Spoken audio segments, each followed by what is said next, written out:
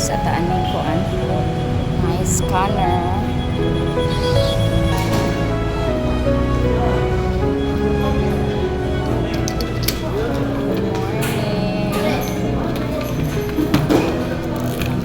Basta ang kuan bag. Scan. Ini siya ang wow. Carpet.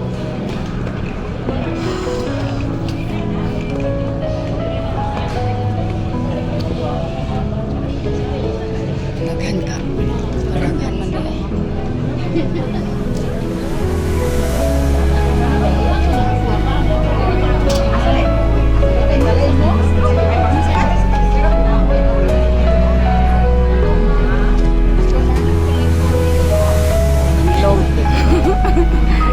Carpet kailang salog dire. So maski mag-charge mo ng 4% kay 4% na only 4% service fee ani for e-marketplace, mas ubos gapon ang mga presyo compared sa SRP sa mga sakyanan, sa mga dealerships. Of course, convenient payment method, di ba? Natay e-wallet, no?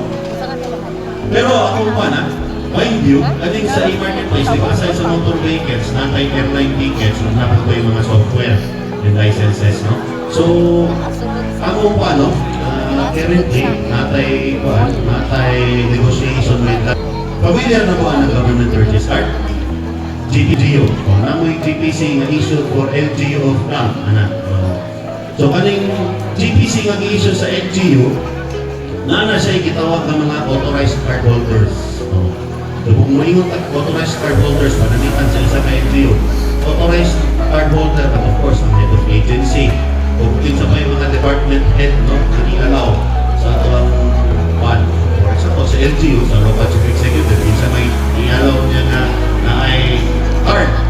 Kaitan, yan ang local budget officer, yan local accountant, etc.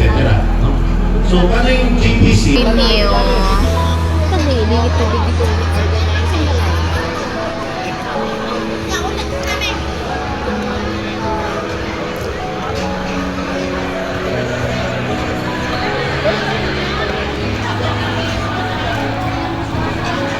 Screen.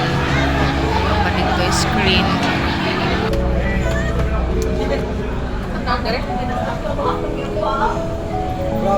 So, open naman po siya. Mag-transact po eh. Yung mga training. Continue ko lang po yung discussion ko. Yes po. Hala!